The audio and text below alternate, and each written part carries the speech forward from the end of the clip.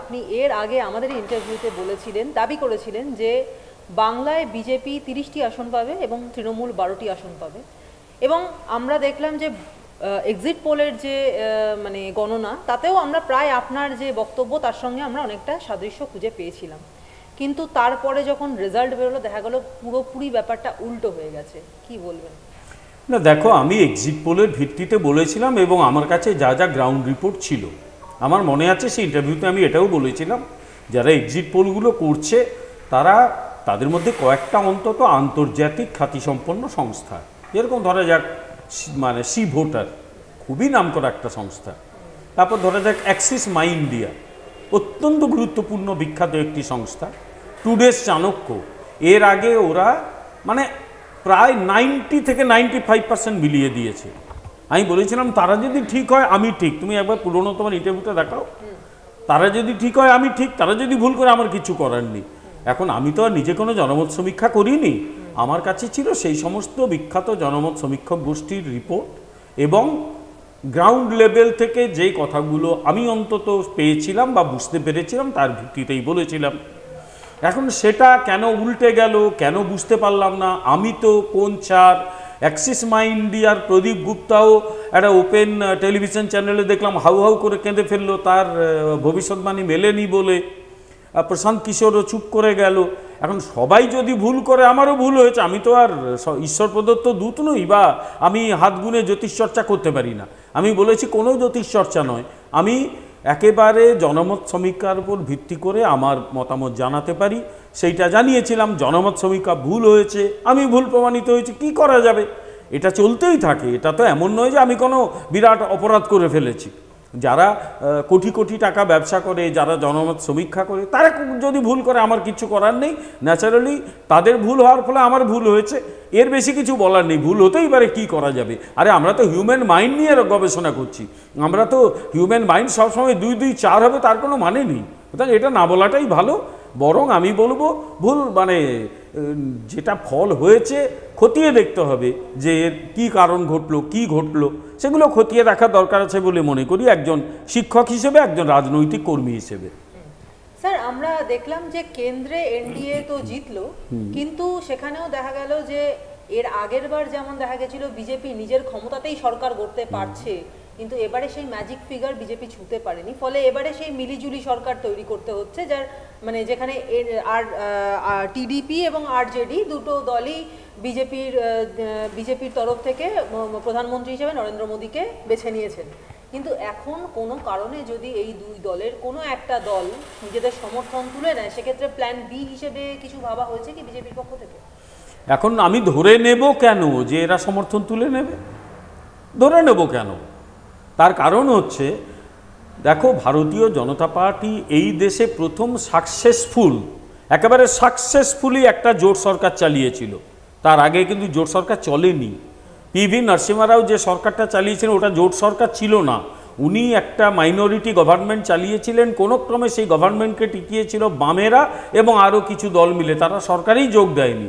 PV Narasimha রাও কিন্তু সরকারটা চালিয়েছিলেন।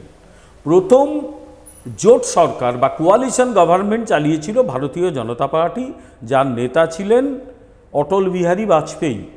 প্রথমবার 1 বছরের জন্য 13 মাস, তারপর প্রায় 5 বছরের কাছাকাছি, অর্থাৎ 6 বছরের মতো সময় আমরা কিন্তু জোট সরকার চালিয়েছি। তাই জোট সরকার চালানোর অভিজ্ঞতা বিজেপির যা আছে অন্য কারণ নেই। পরবর্তীকালে কংগ্রেস চালিয়েছে 2004 থেকে 2014, কিন্তু কংগ্রেসের জোট সরকারের সঙ্গে অটল বিহারী বাজপেয়ীর জোট সরকারের পার্থক্য হচ্ছে, কংগ্রেসের জোট সরকার নানা রকম দুর্নীতি, মানে প্রশাসনিক ব্যর্থতা, সিদ্ধান্তহীনতাতে একেবারে জর্জরিত ছিল। অটল বিহারী বাজপেয়ী সরকার একটা জোট সরকার চালানোর পরেও গোটা দেশে পরিবর্তনের যে প্রক্রিয়ার সূচনা করেছিলেন, পরবর্তীকালে আমরা দেখলাম যে ও সব গভর্নমেন্ট তার উপর দাঁড়িয়ে গেল। আমি কতগুলো কথা বলি, অর্থনৈতিক সংস্কার কিছুটা করে গিয়েছিলেন ডেফিনেটলি পিভি নরসিংহ রাও, অর্থমন্ত্রী ছিলেন মনমোহন সিং, কিন্তু খুব বেশি তিনি এগোতে পারেননি বামেদের চাপে। কারণ বামেরা সেই সরকারকে বাইরে থেকে সমর্থন করতো, তুলে নিলে সরকার পড়ে যেত, কিচ্ছু করতে পারেননি তিনি। কিন্তু অটল বিহারী বাজপেয়ী সরকার অর্থনৈতিক সংস্কারকে অনেকটা এগিয়ে নিয়ে গেছে। গোটা দেশে ইনফ্রাস্ট্রাকচার, অর্থাৎ গোটা দেশে রাস্তাঘাট থেকে ব্রিজ তৈরি, প্রধানমন্ত্রী গ্রাম সড়ক যোজনা, যেটা আমাদের দেশে কমিউনিকেশনের বিপ্লব তৈরি করেছে, প্রত্যেকটা অটল বিহারী বাজপেয়ীর অবদান। আজকে আমরা তার উপর দাঁড়িয়ে আছি। ওই সব কিছু তো জোট সরকারের ওপর। এমনকি পাকিস্তানকে উচিত শিক্ষা দেওয়া কার্গিলে, সেটাও তো করেছে অটল বিহারী বাজপেয়ীর নেতৃত্বাধীন জোট সরকার। ফলে বিজেপিকে জোট সরকার শেখাতে হবে না। নরেন্দ্র মোদী এতদিন যে সরকার চালিয়েছেন, একক সংখ্যাগরিষ্ঠতা ছিল বিজেপির, কিন্তু এনডিএ তো আর ভেঙে দেওয়া হয়নি। এনডিএ থেকে কেউ চলে গেছে, আবার কেউ চলেও এসছে। এনডিএ তো একসময় ছিল শিবসেনা, তারা আর নেই এখন। এনডিএ তো একসময় ছিল শিরোমণি আকালি দল, তারা এখন নেই, কিন্তু তার জায়গায় টিডিপি এসছে। জেডিইউ আগে ছিল, চলে গেছিল, আবার ফিরে এসছে। কোয়ালিশনে এগুলো হতেই থাকে। অনেক দেশ আছে যেখানে কোয়ালিশন গভর্নমেন্টটাই চলে। আপনাকে আমি উদাহরণ দিচ্ছি, একটা হচ্ছে ইটালি। ইটালিতে কখনো কোনো দল অ্যাবসলিউট মেজরিটি পায় না, কোয়ালিশন গভর্নমেন্ট চলে। আবার ইসরায়েল, সেখানে কোয়ালিশন গভর্নমেন্ট চলে। এরকম অনেক দেশ আছে যারা কোয়ালিশন সরকারেই অভ্যস্ত। ভারতবর্ষ কোয়ালিশন সরকার ছিল, আবার একক সংখ্যাগরিষ্ঠ সরকার হয়েছিল, আবার কোয়ালিশনের যুগে ফিরল। ভবিষ্যতে কি হবে সেটা এই মুহূর্তে আমি বলতে পারবো না, কিন্তু রাজনৈতিক বাস্তবতাকে আমাদের মেনে নিতে হবে এবং মেনে নিয়ে আমাদের সরকারটা চালাতে হবে। ফলে টিডিপি এবং জেডিইউ এর আগে ভারতীয় জনতা পার্টির সঙ্গে ছিল, তারাই দুটো বড় দল, বাকিরা অতি ছোট ছোট দল। কে বলতে না পারে যে আগামী দিনে আরও নতুন দল অনেক যোগ দিতে পারে? কেউ তো বলতে পারে, নতুন দল তো যোগ দিতেই পারে, কারণ প্রধানমন্ত্রী হিসেবে নরেন্দ্র মোদীর যা সাফল্য, তাতে আরও বহু দল এখানে যোগ দিতেই পারে। তারা সমর্থন বাইরে থেকেও করতে পারে, এটাও তো করতে পারে। সুতরাং এই মুহূর্তে কিছু বলার নেই। আর এরা সমর্থন প্রত্যাহার করবে কেন বলবো? আমি গতকালই কেসি ত্যাগীর একটা ইন্টারভিউ দেখছিলাম। তিনি জনতা দল ইউনাইটেডের এবং নীতিশ কুমারের অত্যন্ত ঘনিষ্ঠ। তিনি পরিষ্কার কথা বলেছেন যে আজকে ওই ইন্ডিয়া অ্যালায়েন্সের লোকেরা নীতিশ কুমারের নাম করছে, তারাই তো নীতিশ কুমারকে ইন্ডিয়ার মানে কনভেনার হতে দেয়নি, আটকে দিয়েছিল। নীতিশ কুমার অসম্মানিত হয়েছেন, তাকে সরিয়ে দেওয়া হয়েছিল কনভেনার পোস্টে, মানে অন্য লোকের নাম দিয়ে তার নামটা বাদ দিয়ে দেওয়া হয়েছিল। বলো আমরা কি ভুলে গেছি ওটা? তিনি বলেছেন সেটা। তাই এটা মনে করার কোনো কারণ নেই যে বললেই ওনারা চলে যাবেন। আর কোয়ালিশন গভর্নমেন্টের ডেফিনেটলি বিভিন্ন দলকে পারস্পরিক আলাপ আলোচনার ভিত্তিতে চলতে হয়। একক সংখ্যাগরিষ্ঠ দল একার মতো চলতে পারে, আর কোয়ালিশন সরকারে বিভিন্ন দলের সহমতের ভিত্তিতে চলতে হয়, চলবে, অসুবিধে কী আছে? স্যার এবার একটু বাংলার প্রসঙ্গে ফিরি, যে বাংলাতে দেখা গেল যে পদ্ম শিবিরকে মানে একেবারে নিচের দিকে নামিয়ে দিয়ে সবুজ ঝড় উঠেছে, এবং এই যে ফল প্রকাশের কিছুক্ষণ পরেই যখন মুখ্যমন্ত্রী মমতা বন্দ্যোপাধ্যায় তিনি সাংবাদিক সম্মেলন করেন, সেখানে তিনি বললেন যে বাংলা আবার প্রমাণ করলো যে নিজেদের মেয়েকেই তারা সম্মান করলো, ইত্যাদি ইত্যাদি বিভিন্ন বললেন। এবং বলার পরেই তিনি সাধারণ মানুষের প্রতি শ্রদ্ধা জ্ঞাপন করলেন যে তারাই নতুন করে আবার তৃণমূল সরকারকে এনেছে। কিন্তু প্রশ্নটা হচ্ছে এত দুর্নীতি পরপর, এত দুর্নীতির মানে অভিযোগে বিদ্ধ হয়েছে এই বাংলার যে গভর্নমেন্ট, তারপরেও কোন অঙ্কে এই তৃণমূল আবার নতুন করে এত বড় জয় নিয়ে ফিরতে পারবে? এগুলো অ্যাসেসমেন্ট করে দেখতে হবে সত্যি কি ঘটলো, কেন দুর্নীতির এই মারাত্মক অভিযোগ। যে সরকারের দুজন পূর্ণমন্ত্রী জেলে রয়েছে, আরও বহু লোকের বিরুদ্ধে জেলে, যেখানে মানে শিক্ষকের চাকরি ওপেনলি বিক্রি হয়েছে, যেখানে পুরসভায় নিয়োগে দুর্নীতি হয়েছে, মানে দুর্নীতি কোথায় হয়নি সেগুলো খুঁজে বার করার দরকার। সর্বত্র এরকম মারাত্মক দুর্নীতি হয়েছে, তারপরেও দলটা ক্ষমতায় মানে চলে এলো, মানে এতগুলো আসন পেয়ে গেল। আমাদের যেটা পাওয়ার কথা ছিল ওরা সেটা পেয়ে গেল, ওদের যেটা পাওয়ার কথা ছিল আমরা সেটা পেয়ে গেলাম। এগুলো ভালো করে তলিয়ে দেখার দরকার। এইটা আমি জানি না, অনেকে বলছে লক্ষ্মীর ভাণ্ডার।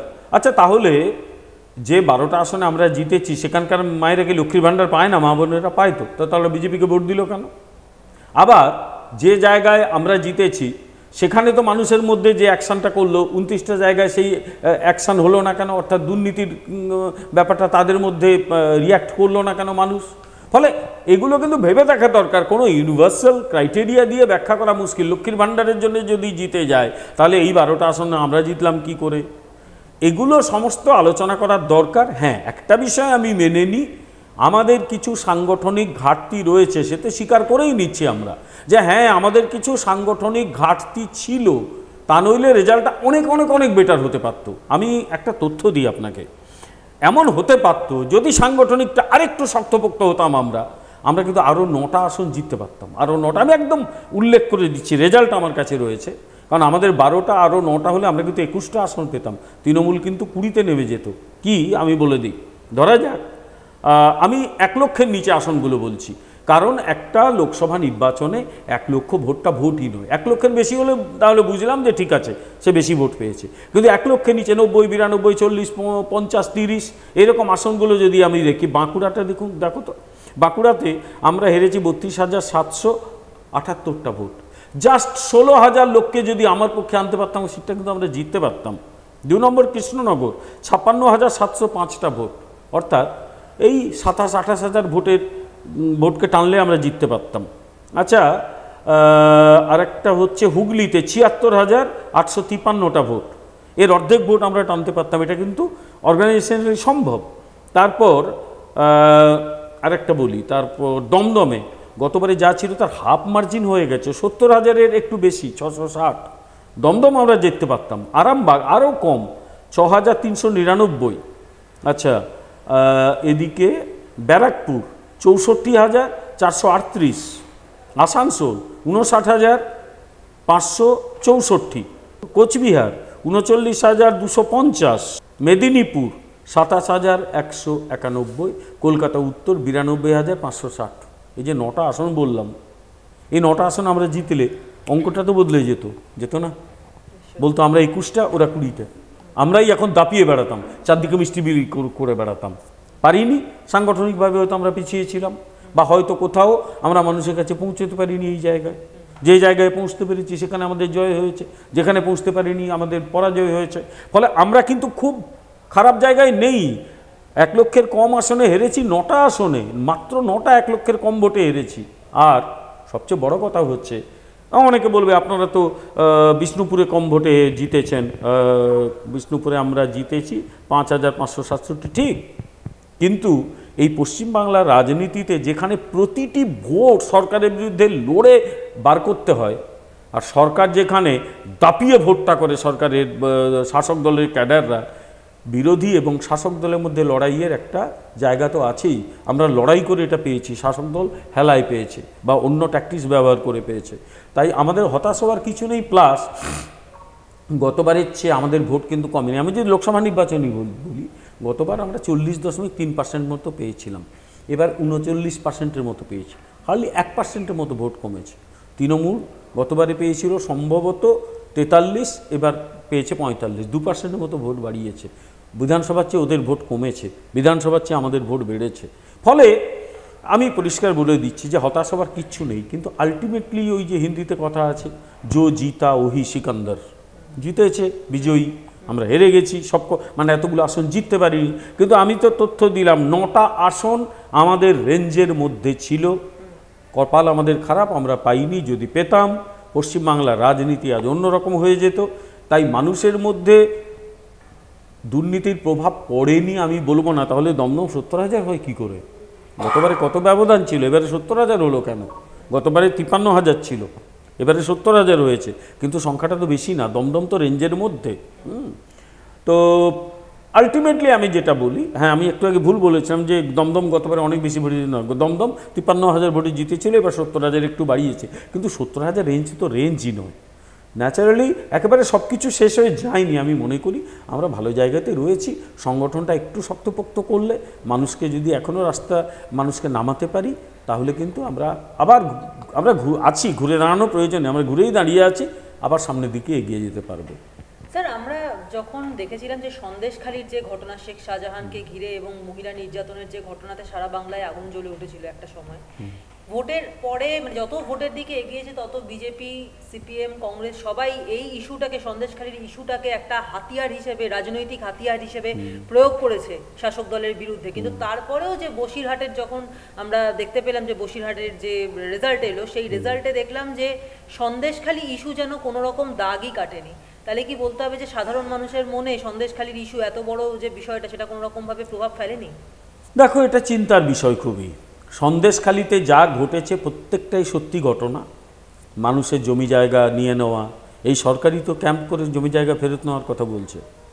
মানুষের উপর অত্যাচার করা, বহু মানুষ অঞ্চল ছেড়ে পালিয়ে গেছে। গত 2019-এ লোকসভা নির্বাচনের পর আমাদের 3 জন কর্মী খুন হয়ে গেছে ওখানে। শেখ শাহজাহানের যে হাই হ্যান্ডেডনেস সেখানে সাংঘাতিক দেখা গেছে। তো তার কোনো প্রভাব পড়লো না এটা আমি মনে করি না। সন্দেশখালীতে বিজেপি এগিয়েছে নিশ্চয়ই, মার্জিনটা একটু কম কিন্তু এগিয়েছে, কিন্তু বাকিগুলো এগোতে পারেনি। আরে উল্টো দিকে দেখো তো, সন্দেশখালীতে কাকে দাঁড় করানো হলো? হাজী নুরুল ইসলাম, অত্যন্ত অসুস্থ, আমি তার সুস্থতা কামনা করি, কিন্তু অত্যন্ত অসুস্থ, প্রায় হাঁটাচলা করতে পারেন না, ধরে ধরে নিয়ে যেতে হয়। প্লাস এর আগে ওনার বিরুদ্ধে মারাত্মক কিছু অভিযোগ ছিল। বসিরহাটে তার কিছু কাণ্ড কারখানা, এখানে দেগঙ্গাতে তার কিছু কাণ্ড কারখানা, অর্থাৎ তাকেই দাঁড় করানো হলো। এটা কি পার্টি বার্তা দিল বাকিদের কাছে যে ও যাই করুক ওই আমার ক্যান্ডিডেট, এবং তার কথা মানে তার আগের কাজগুলোকে কি জাস্টিফাই করা হলো? এটা কি? হ্যাঁ, ক্ষমতার জোরে এখন সব বার করে নিতে পারছে, কিন্তু ক্ষমতা চলে গেলে সব পারবে তো? বিহারে লালু প্রসাদ কিন্তু যাকে পারত জিতিয়ে নিত এক সময়, কিন্তু তারপরে যখন ক্ষমতা থেকে চলে গেছে সেইটা চলে গেল। তাই ক্ষমতা আছে, সেই ক্ষমতাকে কিভাবে ব্যবহার করব।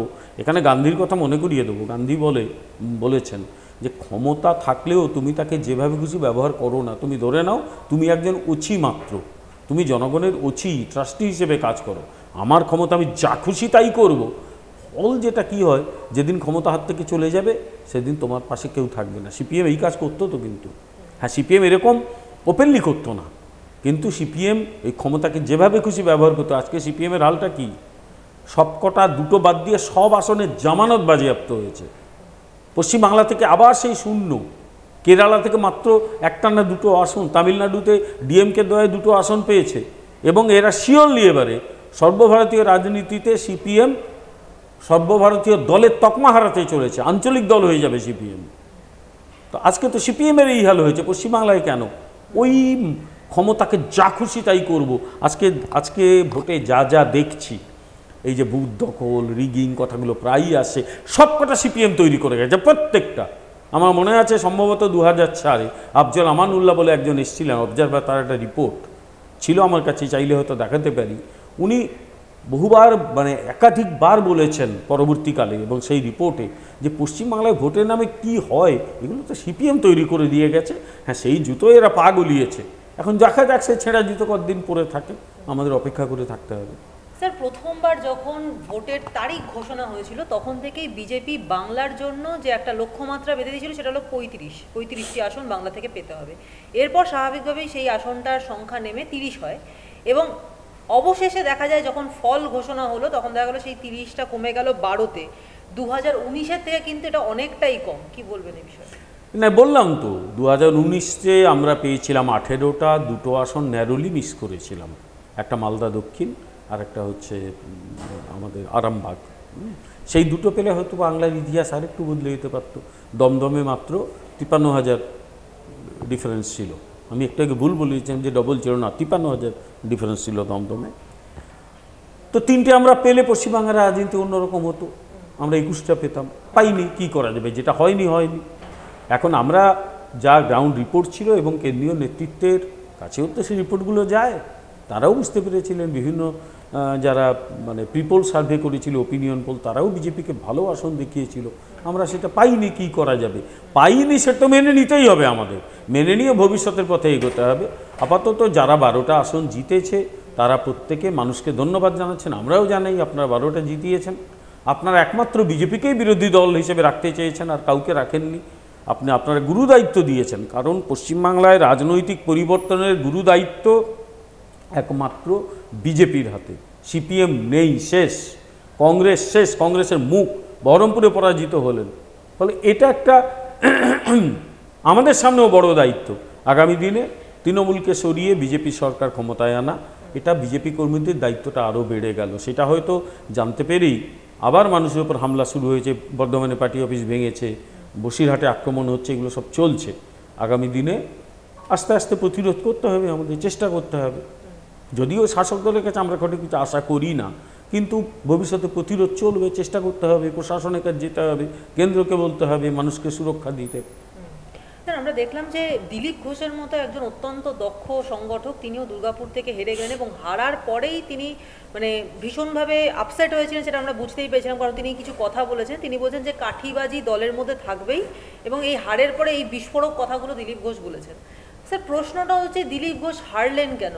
মানে তার মতো দক্ষ সংগঠক, যাকে আমরা দেখেছিলাম যে 2019 সালে তিনি এবং মুকুল রায় দুজনে মিলে এই বিজেপি দলকে 18টা আসন পাইয়েছিলেন, সেই দিলীপ ঘোষ আজকে হেরে গেলেন, এটা কেন হলো? না দেখো, দিলীপ বাবুর মানে হারে আমি অত্যন্ত দুঃখ পেয়েছি, আমার খুব ভালো লাগেনি। একজন সভাপতি পরাজিত হলেন, এটা ঠিক না, প্রাক্তন সভাপতি পরাজিত হলেন, এটা ঠিক নয়। এক, দ্বিতীয় কথা হচ্ছে নিশ্চয়ই কিছু একটা ঘটেছে, নইলে উনি পরাজিত ওখানে হলেন কেন? আমার ধারণা ছিল যে ওনার মতো একজন অত্যন্ত নামকরা ব্যক্তিত্ব, তিনি যেখানেই যাবেন সেখানেই হয়তো বানিয়ে ফেলতে পারবেন সংগঠনটা। কিন্তু আবার বলবো, কোথাও একটা নিশ্চয়ই ত্রুটি বিচ্যুতি ছিল, ফলে উনি হেরে গেলেন, সাংগঠনিক ত্রুটি বিচ্যুতি ছিল। তো আমার দৃঢ় বিশ্বাস আছে যে দিলীপ ঘোষ এমন একজন ব্যক্তি যিনি যে কোনো সময় ঘুরে দাঁড়াতে পারেন, তার কোনো লোভ নেই, তার বিরুদ্ধে দুর্নীতির অভিযোগ নেই। ফলে একটা মানুষ যে প্রায় সর্বত্যাগী, উনি আগে সংগঠন করতেন, সংঘের সঙ্গে যুক্ত ছিলেন, এখন বিজেপির সঙ্গে যুক্ত, তিনি বলেই ছিলেন যে চাইলে আমি আবার ওখানেও ফিরে যেতে পারি। একজন নির্মোহভাবে তিনি রাজনীতির কাজ করেন। আমি মনে করি যে দিলীপ ঘোষ তার জায়গা আবার ফিরে পাবেন, অসুবিধা কিচ্ছু নেই। মানে তার যে রাজনীতির জায়গা সেটা রয়েছে, ফিরে পাওয়ার কিছু নেই, রয়েছে। আগামী দিনে আরও অ্যাক্টিভ হবেন এবং সবাই মিলে ভারতীয় জনতা পার্টিকে এগিয়ে নিয়ে যাওয়ার কাজে আমরা সবাই চেষ্টা করব। উনি তো লিডিং জায়গায় থাকবেন, অসুবিধা কিছু নেই। কিন্তু স্যার, দিলীপ ঘোষের এই হারটা সাধারণ মানুষের মধ্যে একটা প্রভাব ফেলেছে, কারণ সাধারণ মানুষের মধ্যে আমরা যখন সার্ভে করেছি, তাদের কাছ থেকে যখন জিজ্ঞাসা করেছি, তারা তখন আমাদেরকে জানিয়েছেন যে দিলীপ ঘোষের আইসোলেটেড হয়ে যাওয়া, মানে তাকে দল থেকে যেন আইসোলেট করে দেওয়া হলো, তার জেতা আসন তাকে ছাড়তে বাধ্য করা হলো, এবং পরবর্তীকালে তার যা ফলাফল হলো যে দুটো আসন, যেটাতে আগে দিলীপ ঘোষ জিতেছিলেন সেই আসন এবং বর্তমানে দিলীপ ঘোষ যে আসন থেকে দাঁড়িয়েছিলেন দুর্গাপুর, সেই দুটোই হাতছাড়া হয়ে গেল বিজেপির কাছ থেকে। এটা কিন্তু সাধারণ মানুষের চোখে লেগেছে যে বিজেপি এই কাজটা কেন করলো দল স্তরে, যে দিলীপ বাবুকে কেন আইসোলেট করে দিল, কিছু বলবেন? দেখো, দল তার মতো সিদ্ধান্ত নিয়েছে, দল দেখে কে কোথায় জিততে পারবেন, কার কোথায় জেতার চান্স বেশি, সেগুলো নিয়ে দল সিদ্ধান্ত নেয়। এখন আমি সেগুলো নিয়ে বলতে পারি না, সেই সিদ্ধান্তকে তো আমি প্রশ্ন করতে পারি না, এটা ঠিক নয়। এখন সাধারণ মানুষ যেটা মনে করেছে, সাধারণ মানুষের ভাবনা আছে, সেই ভাবনাকে শ্রদ্ধা করতে হবে। এক, দুই হচ্ছে যে দিলীপ ঘোষকে আবার আমি বলছি যে মেদিনীপুরে তিনি ছিলেন, তারপরে মনে হয়েছিল যে বর্ধমান দুর্গাপুরে উনি হয়তো জিতবেন। আমরা গিয়ে যে উচ্ছ্বাস দেখেছিলাম মানুষের মধ্যে, আমাদেরও মনে হয়েছিল যে ওই আসনে দিলীপ ঘোষকে কেউ হারাতে পারবে না। কিন্তু দেখা গেল অদ্ভুতভাবে এমন একজন জিতলেন, তিনি একেবারে বাইরে, তিনি একলেন বাংলা বলতে পারেন না। এরা বারবার ওই বহিরাগত কথা বলে, তাহলে আর কীর্তি আজাদ যদি বহিরাগত না হন, কে বহিরাগত? তারপরে উনি জিতলেন, ঠিক আছে, এটা মানতেই হবে, কি করা যাবে, মানুষের রায় মেনে নিতে হবে, খুঁজে দেখতে হবে কোথায় আমাদের ত্রুটি বিচ্যুতি হলো, তারপর না হয় সেগুলো রেকটিফিকেশনের চেষ্টা হবে। স্যার, এখানে এই যে বলছিলাম যে আমরা সার্ভে করেছি সাধারণ মানুষের মধ্যে এই ফলাফলের পরে, সেখানে দাঁড়িয়ে আরেকটা জিনিস উঠে এসছে যে সাধারণ মানুষের মধ্যে একটা এরকম ভ্রান্ত ধারণা, কি সঠিক ধারণা তা জানি না, সেটা আপনারাই ক্ল্যারিফাই করতে পারবেন, যে একটা ধারণা তৈরি হয়েছে যে বাংলার যারা বিজেপির নেতা তাদের প্রতি মানে অনমনীয় মনোভাব নিচ্ছেন যারা কেন্দ্রের বিজেপির নেতা রয়েছেন। তার কারণটা হচ্ছে যে 2019 সালে পশ্চিমবঙ্গ থেকে যে 18টা আসন দিলীপ ঘোষের নেতৃত্বে জেতা গেল, মানে পশ্চিমবঙ্গে 18টা আসন হলে, সেটা কিন্তু সম্পূর্ণ অপ্রত্যাশিত ছিল বলে সকলের মনে হয়েছে। কিন্তু সেখানে দাঁড়িয়ে 18টা আসন জেতার পরেও বাংলা থেকে কোনো মন্ত্রীকে ক্যাবিনেটে মিনিস্টার হিসেবে পাওয়া গেল না, দেখা গেল না। এবং 2021 সালে যখন পশ্চিমবঙ্গে বিধানসভা নির্বাচন হলো, তখন এই দলের পক্ষ থেকে, বিজেপির পক্ষ থেকে কোনো এমন কাউকে মুখ হিসেবে দেখানো হলো না যাকে পরবর্তীকালে মুখ্যমন্ত্রীর আসনে পাওয়া যেতে পারে। বাবুল সুপ্রিয়কে দল ছাড়তে মানে বাধ্য করা হলো, এরকম সাধারণ মানুষের বক্তব্য। এবং এই যে 18 জন এমপির মধ্যে একজনও ক্যাবিনেট মিনিস্টার নন, এইটার ফলে সাধারণ মানুষের মধ্যে এরকম একটা ধারণা তৈরি হয়েছে যে দিল্লির যারা মানে সেন্ট্রালে যারা নেতারা রয়েছেন, বিজেপির নেতারা, তারা বাঙালি যে বিজেপি নেতা তাদের জন্য খুব একটা মানে ভালো মনোভাব রাখছেন না, বা তাদেরকে যোগ্য বলে মনে করছেন না, কি বলবেন? না, বাবুল সুপ্রিয়কে দল ছাড়তে বাধ্য করা হয়নি, উনি কেন্দ্রীয় মন্ত্রী ছিলেন, তাকে মন্ত্রিসভা থেকে যেই ড্রপ করা হলো সঙ্গে সঙ্গে দল ছেড়ে চলে গেল, ফলে ওনাকে দল ছাড়তে বাধ্য করা হয়নি। আর ওনার যাওয়ার পরে দলে কোনো ক্ষতিও হয়নি, ও এমন কিছু বড় গুরুত্বপূর্ণ নেতা উনি ছিলেন না। আমার কথা হচ্ছে যে ক্যাবিনেট মন্ত্রী কাকে করা হবে, minister of state independent charge or minister of state কাকে করা হবে, এগুলো অ্যাবসলিউটলি প্রধানমন্ত্রী ঠিক করেন তার according to his own convenience বা তাঁর যে রিকোয়ারমেন্ট সেই অনুযায়ী। ফলে কাকে করবেন না করবেন সেটা তাঁর ব্যাপার, কিন্তু এই রাজ্য থেকে মন্ত্রী ছিলেন 4 জন ছিলেন, তাদের মধ্যে মতুয়া সম্প্রদায়ের একজন ছিলেন, উত্তরবঙ্গে আদিবাসী সম্প্রদায়ের জন বার্লা ছিলেন, এখানে সুভাষ সরকার ছিলেন, ফলে শান্তনু ঠাকুর ছিলেন মতুয়া সম্প্রদায়ের, ফলে ছিলেন তো অস্বীকার করা যাবে না, অনেকেই ছিলেন এখানে। আর একটা কথা বলি, সেটা হচ্ছে যে আচ্ছা ধরা যাক তৃণমূল কংগ্রেসের কথা বলো দেখি। তৃণমূল কংগ্রেস বারবার বলে বাঙালি অস্মিতা, এবারে নির্বাচনে এমন দুজনকে দাঁড় করিয়েছে তারা বাংলাটা এক লাইনও বলতে পারে না, একজন ইউসুফ পাঠান আর একজন হচ্ছে এখানে কীর্তি আজাদ। শত্রুঘ্ন সিনহা উনি বাংলাটা জানেন, দেখেছি মাঝে মাঝে বাংলা বলেন উনি, কিন্তু বাকিরা বাংলাটাই জানে না। ফলে ওরা কোন বাঙালি অস্মিতাকে রক্ষা করে আছে? যারা রাজ্যসভার সদস্য সাকেত গোখেল, সে কোন বাঙালি? সাকেত গোখেল কোথাকার বাঙালি? তাকে দেওয়া হয়েছিল। গোয়া থেকে একজনকে দেওয়া হয়েছিল কি ফেলেইরো না কি যেন নাম, তিনি বাঙালি। তার আগে অভিষেক মনু সিংভিকে কেন দেওয়া হয়েছিল? তিনি বাঙালি। ফলে বাঙালি অস্মিতার কথা যারা বলে এই তৃণমূলের সমর্থকরা, পরিষ্কার তাদের বোঝা উচিত যে তার দল সর্বত্র বাঙালিদের সামনে এগিয়ে নিয়ে গেছে কিনা। আজ অবধি প্রশাসনের কাজে বাংলা চালু করা গেছে কি? উত্তর হচ্ছে না। এখনও গোটা কলকাতায় কত বোর্ডে বাংলা লেখা আছে, করতে পেরেছে কি? উত্তর হচ্ছে না। অদ্ভুত অদ্ভুত ইংরেজিতে সব সরকারি সার্কুলার বেরোয়, তাহলে তার সঙ্গে বাংলা কপি হয় না কেন? তার বললে অনেক কথা তো প্রশ্ন করতে হয় এই সরকারকে। অন্যান্য সব রাজ্যে, কর্ণাটকে, তামিলনাড়ুতে, কেরালাতে যারা স্কুলে পড়ে প্রত্যেককে তাদের লোকাল ল্যাঙ্গুয়েজটা পড়তে হয়, পশ্চিমবাংলায় পড়ে না। বাংলা বাধ্য করা গেছে, স্কুলে করতে করা যায়নি। ফলে সব মিলিয়ে বাংলার জন্য এরা কী করেছে সেটা একটা প্রশ্ন। আর সর্বোপরি বাংলার জন্য যেটা চাই সেটা হচ্ছে শিল্পায়ন। মানুষকে 1000 টাকা দিচ্ছ দাও, কিন্তু শিল্পায়নটা করো যাতে মানুষ 1000 টাকার উপর নির্ভরশীল না থাকে। এরা চাইছে মানুষ যেন 1000 টাকার উপর নির্ভরশীল থাকে। গুজরাটের লোকজন তো 1000 টাকার উপর নির্ভরশীল নয়। এরা তো গোয়াতে গিয়ে বলেছিল 5000 না 3000 টাকা করে, 5000 টাকা করে দেবে। মানুষ তো এদের কথাই বলেনি, তার কারণ মানুষ জানে এদের কথাই বললে ক্ষতি হয়ে যাবে। এদের গোয়াতে মানে গিয়েই যা শুরু করে দিয়েছিল, মানুষজন প্রায় ত্রাহি ত্রাহি রব তুলেছিল। আমার চিন্তা হচ্ছে বাংলায় এরা এত ভোট পাচ্ছে, 1000 টাকা দিচ্ছে, ভোট পেয়ে যাচ্ছে, এর নিট রেজাল্টটা তো বাংলার পক্ষে ভালো হচ্ছে না। কারণ আগামী দিনে শিল্প যদি না আসে কিচ্ছু করতে পারবে না। আজকে আমি বলে দিচ্ছি, একটা শিল্প পশ্চিমবাংলায় এরা করতে পারবে না। এরা ধার করবে, মানুষকে টাকা বেলাবে, ভোটে জেতার চেষ্টা করবে। তারও তো একটা লিমিট আছে। যখন সরকারি আইন অনুযায়ী এরা মানে ঋণের একটা চূড়ান্ত সীমায় পৌঁছাবে, তারপর ঋণটাও তো করতে পারবে না। আমরা জানি না 2 মাস পরে যখন বা 1 মাস পরে সম্ভবত আমাদের ডিএ মামলার রায় কী বেরোবে, সেখানে যে টাকা দিতে হয় কোথায় যাবে এরা? ফলে একটা দল দুর্নীতি করছে, একটা দল সরকার ঠিকঠাক চালাতে পারছে না, তারপরেও তারা জিতে যাচ্ছে। আমার কাছে এটা একটু ধাঁধার মতো, এবং বাংলার পক্ষে তো এটা ভালো হচ্ছে না। কিন্তু আবার আমি বলছি, মানুষের সিদ্ধান্ত মেনে নিতেই হবে, তারপর মানুষকে আবার বোঝানোর কাজ করব। এটাই রাজনীতিবিদদের কাজ, সেটাই করব আমরা।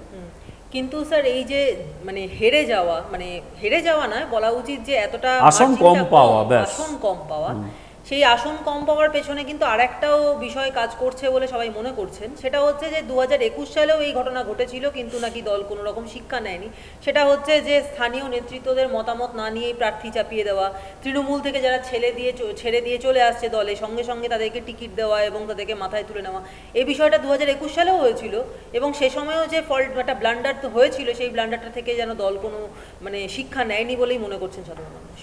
দেখ, দলের স্ট্র্যাটেজি নিয়ে আমি তো কথা বলতে পারি না। নিশ্চয়ই আগামী দিনে দল এইসব বিষয়গুলো ভাবনা চিন্তা করবে, আমি এটুকু বলতে পারি। স্যার, তাহলে কি বিজেপি মানে আপনার মতে বিজেপি কি তাহলে পিছিয়ে পড়লো না বাংলাতে, যে এইরকমভাবে একটা যে আসনের সংখ্যা 18 থেকে কমে 12 হয়ে গেল, সেখানে কি বিজেপি পিছিয়ে পড়লো না? আমি মনে করি না আমরা পিছিয়ে পড়েছি। আমি তো আগে হিসেব দিলাম, আমরা 12টা জিততে পেরেছি, এবং এই পশ্চিমবাংলায় যেখানে মানুষকে পদে পদে বিপদের মধ্যে থাকতে হয়, বিপদের মধ্যে থেকে রাজনীতি করতে হয়, কারণ মানুষ জানে যে কোনো সময় তার ঘরবাড়ি আক্রান্ত হতে পারে, তার পেশার ক্ষতি হতে পারে। ইতিমধ্যেই খবর পাচ্ছি তো, সেদিনই হুগলির খানাকুল থেকে একজন ফোন করেছে, দাদা আমাকে পার্টি অফিসে ডাকছে, কী করব, ভয় লাগছে।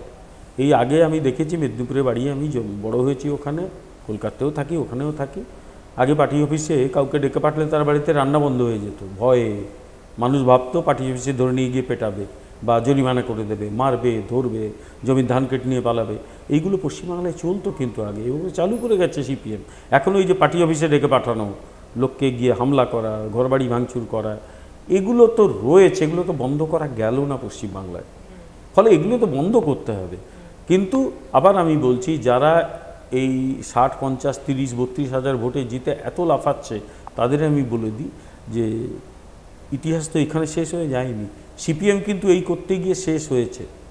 কিন্তু এরা যদি ভাবে যে না আমরা চিরদিন থাকবো, হয় না এগুলো। কিন্তু আমার চিন্তা, যদি আরও 5 বছর বা আরও 2 বছর এটা চলতেই থাকে, হয়তো 26 অবধি যদি চলে, তাহলে কিন্তু আমি ধরে নিচ্ছি সংবিধান অনুযায়ী চলবে, পশ্চিমবাংলা প্রতি মিনিটে কিন্তু পেছোচ্ছে, মিনিটে ক্রমশ পেছোতে খাদের ধারে পৌঁছে গিয়েছিল। এবার খাদে না পড়ে যায়, তোলা যাবে না পশ্চিমবাংলায়। কী হবে আমি সত্যিই জানি না। একটা সময় বিহারে এই কাণ্ডটা হয়েছিল লালুর আমলে, একেবারে সিস্টেমটাকে ধ্বংস করে দিয়েছিল লালু প্রসাদ যাদব। পশ্চিমবাংলায় যদি তাই হয়ে যায়, প্রায় হয়ে গেছে, ওইটা সিস্টেমটাই একেবারে তছনছ হয়ে গেছে, তাহলে রাজ্যটা ঘুরে দাঁড়াবে কী করে, এটাই আমার সবচেয়ে বেশি চিন্তা।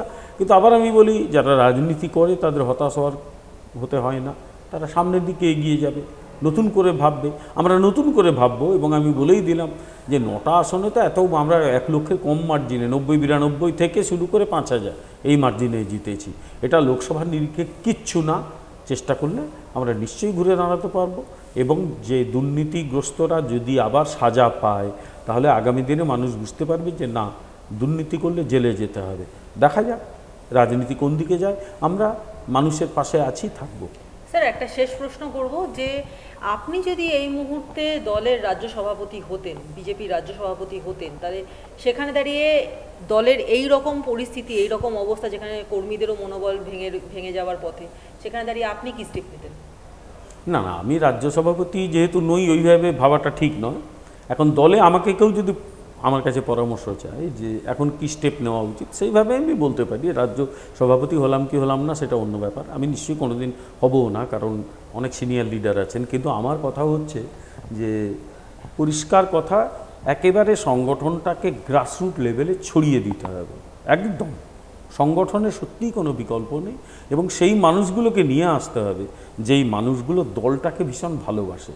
হ্যাঁ, বিজেপির সব কার্যকর্তাই দলটাকে ভালোবাসে, কিন্তু কোথাও ত্রুটি বিচ্যুত আছে, সেগুলো খুঁজে বার করতে হবে যে এই জায়গায় ত্রুটি ছিল, এই জায়গায় আমরা পৌঁছতে পারিনি, এই অঞ্চলে মানুষের কাছে আমরা স্লিপ বিতরণ করতে পারিনি।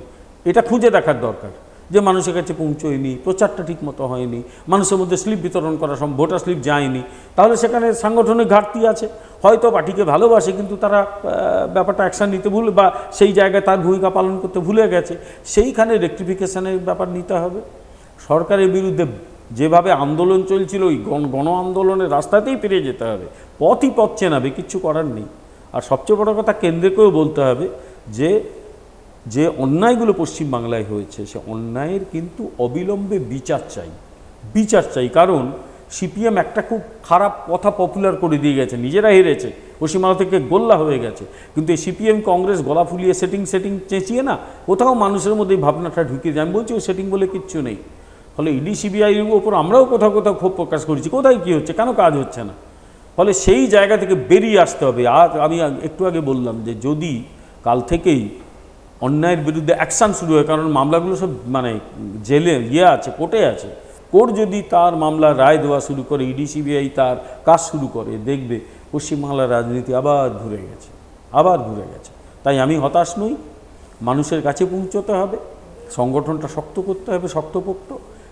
যারা সংগঠনে আছেন দলকে ভালোবাসেন, কিন্তু কোথাও যদি ত্রুটি বিচ্যুতি থাকে, সেগুলোকে সারিয়ে সেই জায়গায় যাতে ঠিকঠাক চলে, সেইটা লোকগুলো দেখতে হবে আমাদের। এবং আলটিমেটলি পথেই থাকতে হবে, পথই পথ চেনাবে। একটা গান আছে না, পথে এবার নামো সাথী, পথেই হবে এ পথ চেনা। সুতরাং পথেই পথ চেনা হবে, লড়াই করতে হবে, পথই ভালো, সেই ছাড়া উপায় নেই।